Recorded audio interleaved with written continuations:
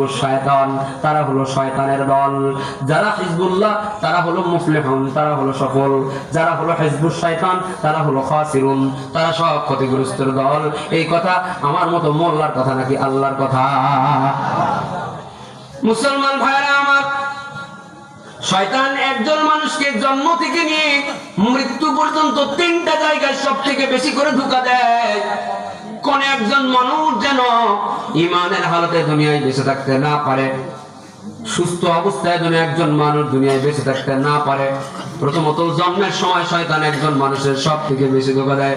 দ্বিতীয়ত একজন মানুষের ইবাদতের সময় শয়তান সব থেকে বেশি ধোঁকা দেয়। তৃতীয়ত একজন মানুষের মরণের সময় শয়তান সব থেকে বেশি ধোঁকা দেয়। এই তিনটা সময় শয়তান দলবল নিয়ে, সর্বশক্তি নিয়ে, সর্বপাওয়ার নিয়ে মানুষকে ধোঁকা দেয়। যেমন একজন সন্তান যখন দুনিয়া আগমন করে কান্দে, ওয়া ওয়া বলে কান্দে। কান্দে কেন? ডাক্তার বলে কান্দে মানে সুস্থ আছে, না কান্দে মানে অসুস্থ আছে, ঠিক কিনা? কিন্তু আলেমরা বলে একজন সন্তান দুনিয়া আসার পরে কান্নার কারণ হলো এই সন্তান কান্দে আর বলে, আল্লাহ কোন গুনাহের পরিবেশে আমারে পাঠাইলা?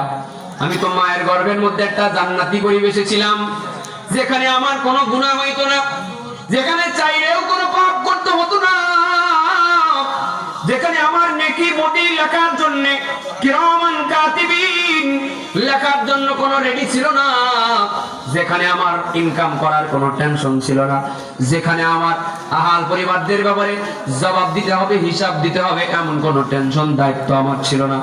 এমন গুনাহে জর্জরিত জামানায় আমারে তুমি পাঠাই দিলে আল্লাহ, আমার তো এখন বড় দায়িত্ব এসে গিয়েছি, আমি সফল হব নাকি ব্যর্থ হব জানা নাই।